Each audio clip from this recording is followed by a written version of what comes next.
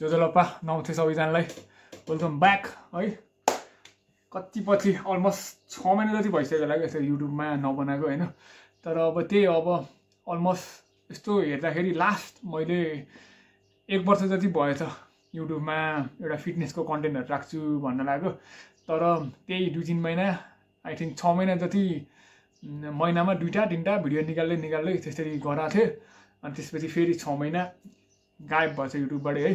तर अब त्यही हो कस्तो भयो भन्दाखेरि मेन चाहिँ मैले ठ्याक्क अब त्यही एनआइएफएको सर्टिफाइड भएको थियो अनि कामहरु त्यस राम्रो भइराथ्यो सबै अनि आफ्नो प्रोग्रेसहरु पनि राम्रै भइराथ्यो। अनि के भइदियो भन्दाखेरि अब त्यो एउटा लाइफस्टाइलमा हिँडिराख्दाखेरि चाहिँ त्यो ठ्याक्क टोटल्ली सबै चेन्ज हुने बित्तिकै फेरि ब्याक टु ट्र्याक त्यो ब्यालेन्स गर्न अलिक गाह्रो हुँदो रहेछ क्या।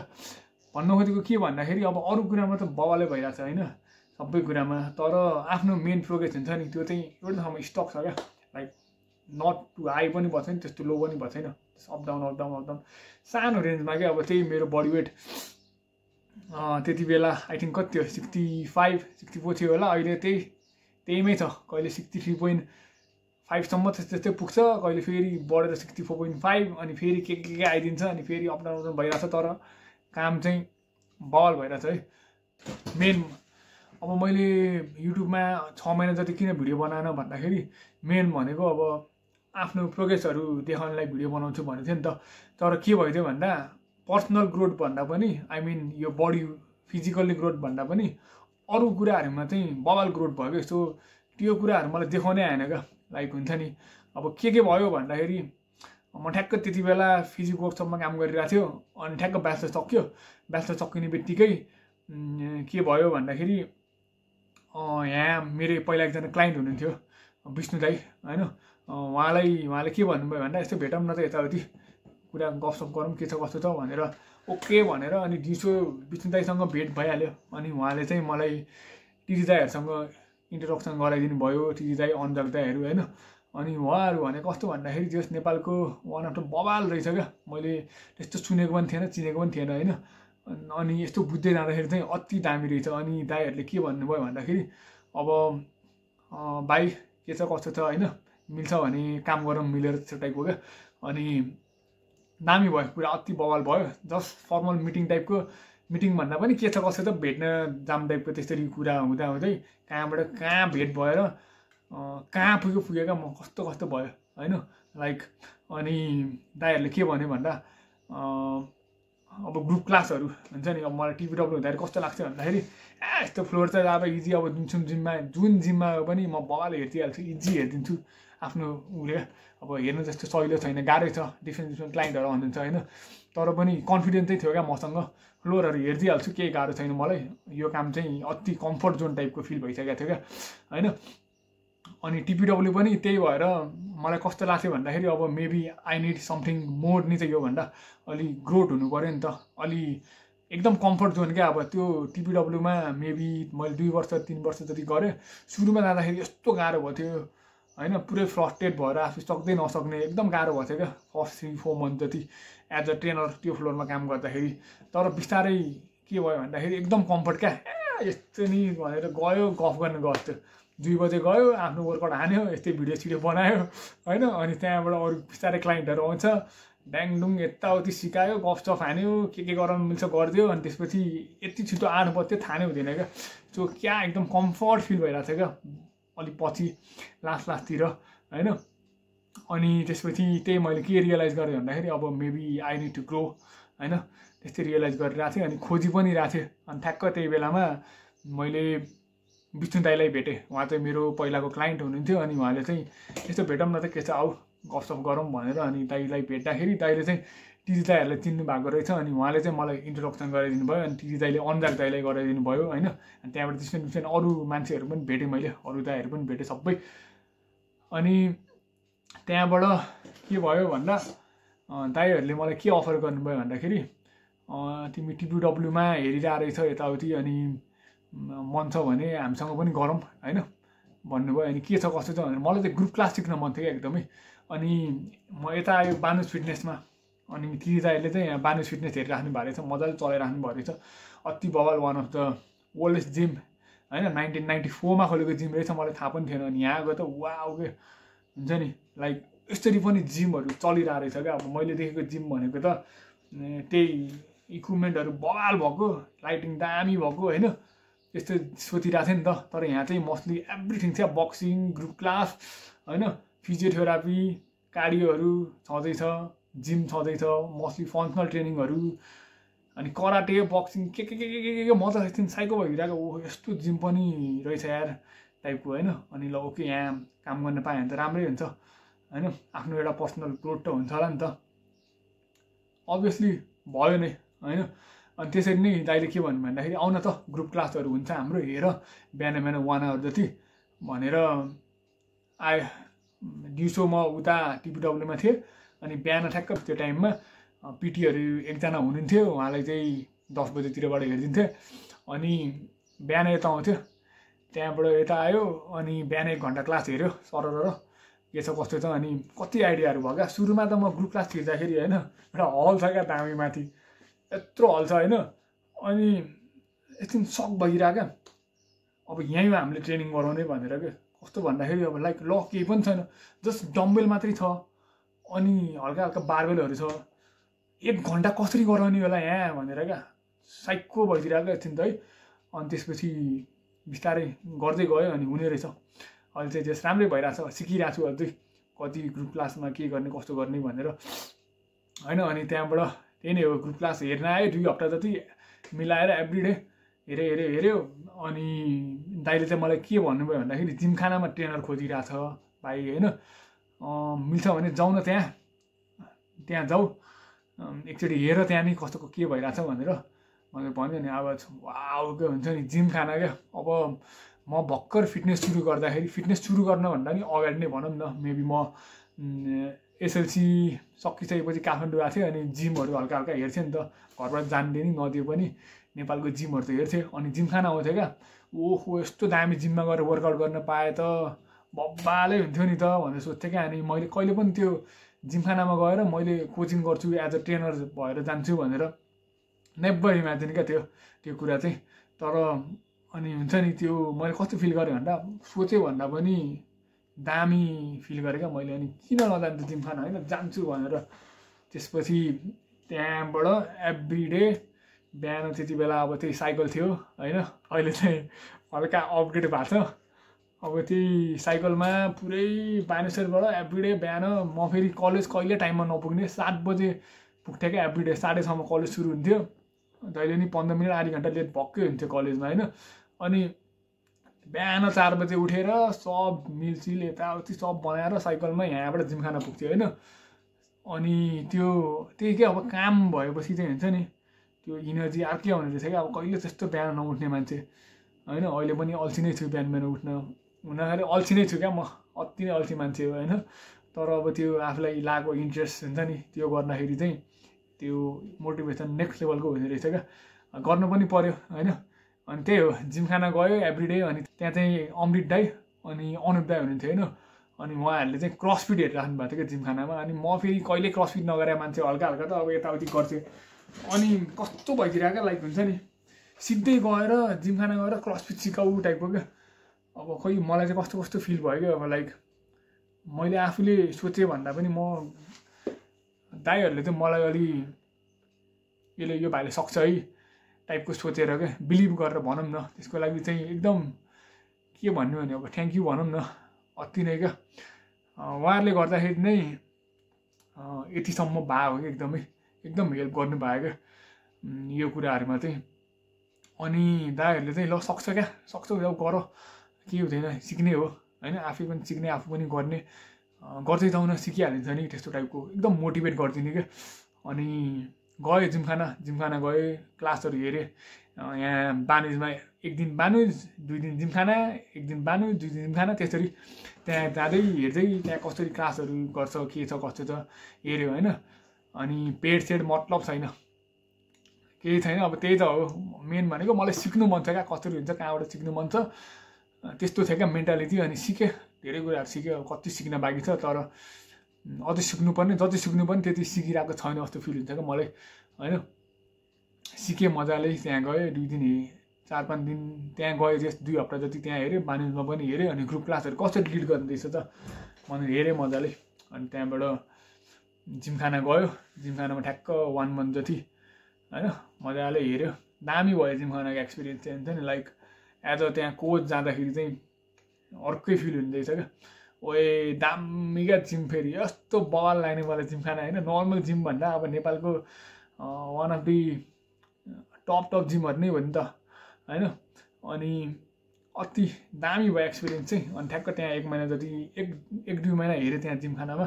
अनि फेरि ती दाइले के भन्नुभयो भन्दाखेरि अब यहाँ भाइ यता यस्तो यस्तो छ बानुजमा, जिमखानामा चाहिँ एभ्रिडे हेर्थ्यो, सन्डेदेखि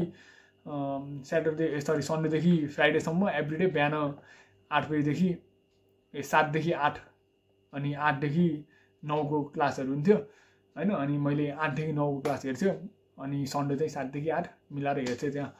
अनि के भयो भन्दाखेरि गर्दै गर्दै गर्दै गयो। अनि जिमखानामा भइरहेको थियो, राम्रै भइरहेको थियो, क्लाइन्टहरू आउनुहुन्थ्यो, अनि उहाँहरूलाई पनि सिकाएँ। अनि त्यसपछि दिदी दाइले, अनि त्यसपछि के भयो भन्दाखेरि अनि बिस्तारै दिदी दाइले चाहिँ फेरि दिदी दाइले के भन्यो भन्दा अब पाएछ यहाँ यस्तो यस्तो अफर छ होइन बानुजमा, के भन्दाखेरि अब म्यानेजमेन्टको होइन। अब म चाहिँ बिजनेस ब्याकग्राउन्ड भए पनि बिबिए गरेको भए पनि म गएँ भन्दाखेरि भाइ यहाँ यस्तो यस्तो छ बानुजमा म्यानेजमेन्टको होइन, अनि तिमीले हेर्न सक्छौ होला, अप्लाई चाहिँ गर न भन्नुभएको थियो कि। कस्तो भन्दाखेरि उहाँहरूले अब त्यही हायर गरेर लानु भएको रहेछ म्यानेजर चाहिँ बानुजको जिमको लागि। अनि त्यही छ, हामीसँग अब 4-5 जना 10 जना कतिजना हुन्छ होला, तिमी पनि अप्लाई गर न, भयो भने भइहाल्यो नि, यता बानुजमै गर्दा पनि भयो, ग्रुप क्लासहरू भइहाल्छ, क्लासहरू लिन पायो, पिटी लिन पाइहाल्यो, अनि प्लस म्यानेजमेन्ट पनि भइहाल्यो भनेर दाइले मजाले भन्नुभयो यताउति। अनि ल हुन्छ नि त दाइ, आई विल ट्राई भनेर ट्राई हानेको। 2-3 हप्तापछि भइहाल्यो होइन। सो गाह्रो भयो भनौँ न, एकदम प्रोग्रेस चाहिँ वाइल्ड गाह्रो भयो। अनि बिजी भयो एकदम, काम सिक्नै एकदम हुने क्या। अब मलाई त्यो कम्फर्ट जोन भनेको छ नि मैले अघि, त्यो कम्फर्ट जोन यस्तो भइरहेको छ भने सिधै यहाँ क्या, यहाँ हुन्छ नि कहाँ हो क्या, लाइक वाट टाइपको क्या। अब ओहो यस्तो पनि हुने रहेछ यार भनेर म त यस्तो भएर गाह्रो भयो भनौँ न। फर्स्ट 2-3 मन्थ त अति गाह्रो भयो। अहिले चाहिँ अलमोस्ट 5 महिना जति भयो, त्यही 4-5 महिना भयो यहाँ बानुजमा आएको। यस्तो गाह्रो भयो होइन, लाइक के हो क्या। अब त्यो सबै मिलिरहेको थियो। अब के भनौँ क्या, अब त्यो कलेज पनि छैन, केही पनि छैन, तर गाह्रो भयो क्या। अब त्यो भन्नै आएन मलाई। अनि सबै डाउन भयो क्या मेरो, लाइक प्रोग्रेसहरू अब आफ्नै पर्सनल प्रोग्रेसहरू हुन्छ नि त। अब त्यो म वेट गेनिङमा हो, अनि वेट गेनै स्टक बढेकै होइन वेट, खै त्यो धेरै स्ट्रेस लियो भने पनि गाह्रो हुन्छ भन्छ नि। एउटा के भन्छ भन्दाखेरि no matter how many days you work out होइन, हाउ मच यु इट, जत्सुकै खानु जेसुकै गर्नु, तर मेन्टल्ली ठिक छैन भने त्यो हुँदैन टाइपको क्या हुन्छ नि। सेम त्यही भयो क्या। अब आफूलाई लागिरहेछ, म खाइरहेको छु, म मिलिरहेछ सबै, तर खोइ त्यो मेन्टल नै एकदम थाकिरहेको क्या एकदमै।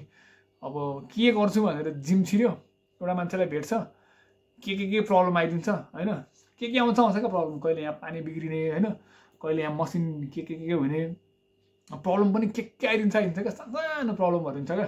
अब म सबैलाई भेट्नु पऱ्यो, फेरि प्लम्बरलाई भेट, इलेक्ट्रिसियनलाई भेट होइन, यहाँ ट्रेडमिल बनाउने दाइलाई भेट, इक्विपमेन्ट रिपेयर गर्ने दाइलाई भेट, अनि सबै अब यहाँ काम गर्ने दिदीहरू यताउति खोज ल्याऊ।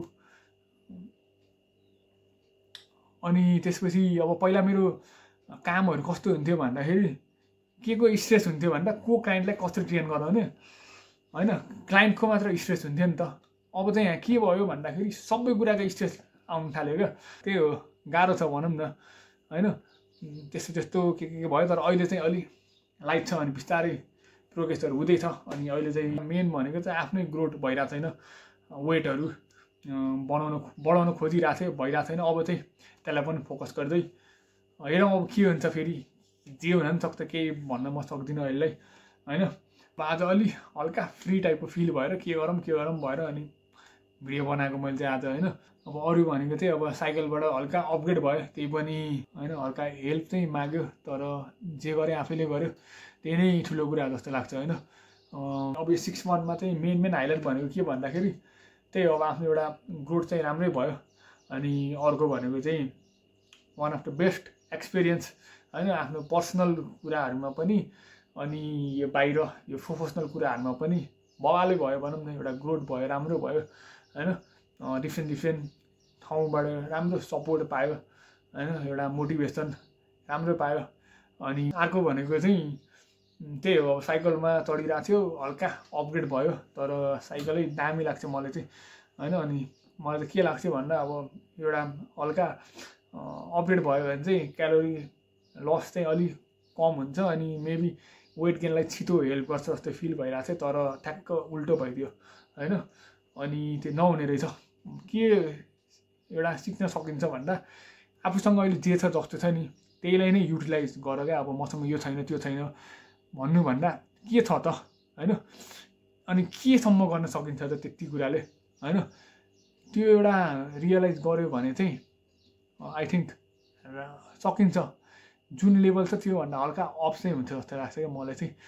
तिनवटा कुरा भइहाल्यो नि। अर्को भनेको चाहिँ मैले होस्टेल छोडिदिएँ, अहिले चाहिँ म उता घरमै बस्छु होइन। घर बसेपछि कस्तो हुने रहेछ भन्दा लाइक एउटा रेस्पोन्सिबिलिटी थपिने रहेछ क्या। अब पहिला होस्टेल बस्थ्यो केही थिएन, चिल थियो नि त। चिल त के भन्ने गाह्रै थियो, त्यही पनि एउटा आफ्नो हिसाबले गर्न पाउँथ्यो क्या। अब अहिले चाहिँ के हुन्छ भन्दा के सोचेर गयो अर्कै भइदिन्छ क्या। त्यो एउटा इन्भाइरोमेन्टले नै सिचुएसन नै होल सिचुएसन चेन्ज गरिदिन्छ क्या, कहिले के पर्छ होइन। त्यही हो, अब यो धेरै कुराहरू चाहिँ म भन्दिनँ। आई थिङ्क अलि लामै बोल्यो जस्तो लाग्यो। अब त्यही नै, अब केही पनि छैन, आज अलिक फ्री भयो, त्यो त्यही भएर गरेको यो भिडियो चाहिँ। कस्तो भन्दा अब लाइक पछि मेबी 5 इयर 10 इयर पछि आफ्नै लागि बनाएको यो भिडियोहरू चाहिँ। अब मैले पहिला मेरो गोसाइकुण्डको भिडियोहरू हेर्छु क्या अहिले, कहिलेकाहीँ यस्तो झ्याउला बेलामा त्यो बेलामा गरायो भने त कसरी गऱ्यो होला यार, आफैलाई कस्तो लाग्छ क्या होइन। त्यो हेऱ्यो भने चाहिँ आफूलाई कस्तो रियलाइज हुन्छ भन्दाखेरि अब आँटेकै हो नि त त्यो बेलामा होइन। अब अहिले पनि सकिन्छ, एउटा एकदम लो फिल हुन्छ नि त कहिलेकाहीँ, त्यो बेलामा चाहिँ यस्तो भिडियोहरू हेऱ्यो भने चाहिँ आफ्नै हेऱ्यो भने चाहिँ एउटा हल्का सेल्फ मोटिभेसन चाहिँ मलाई आफै फिल हुन्छ क्या होइन। अब पहिलाको मेरो प्रोग्रेसहरूको आफ्नै हेऱ्यो भने पनि ओहो त्यहाँ त म पुगेँ नि त होइन। अब मेरो बडी वेट 67 पुग्यो भने त अब यस्तो गाह्रो भइरहेको छ 67 पुऱ्याउने। अहिले म 64मा 65मा अड्किरहेको छु, 2 किलो मात्रै हो होइन। तर अब मैले पहिलाको हेऱ्यो भने चाहिँ त्यो बेलामा पुगेँ भने त म अब फेरि सक्छु क्या म भने त्यसरी मोटिभेसन आउँछ होइन। त्यो त्यही नै हो गाइज, हामी भेट हुँदै जान्छौँ होइन। केही पऱ्यो भने सोध्नु होला, इन्स्टाग्राममा डाइरेक्ट मेसेज गर्दा हुन्छ, अरू डाइरेक्ट कल गर्दा पनि हुन्छ। अनि पछि अब आएर न जे हुन पनि सक्छ। अब अहिले यसरी ग्रोथ भइरहेछ, ढ्याङ्ग झर्न पनि सक्छु होइन। यसरी ग्रोथ भइरहेछ, यहीँ मेन्टेन भइराख्न पनि सक्छु। यसरी नै ग्रोथ भइरहेछ, माथि जान पनि सक्छु, मेन्टेन हुन पनि सक्छु, झर्न पनि सक्छु। नो आइडिया पछि के हुन्छ होइन। तर आफूले अब जे जस्तो गर्न सकिन्छ, जे सकिन्छ गर्दै जाने हो। अब जे हुन्छ हेरौँ के हुन्छ अब होइन। त्यही नै हो गाइस, ओके। अनि अब त्यही हो, अब जे हुन्छ राम्रै हुन्छ भन्ने अगाडि बढ्ने हो सबैजनालाई, त्यही भन्छु म। हामी मान्छे हो क्या, हामी मसिन होइन। कहिले मसिन त बिग्रिन्छ भने हामी त के नै हो र होइन। सो त्यही भएरै कहिले बवाल हुन्छ, कहिले ध्वस्त हुन्छ। ध्वस्त भएको बेलामा नआत्तिनुहोस् होइन, बवाल भएको बेलामा त्यही हो नमात्तिनुहोस्।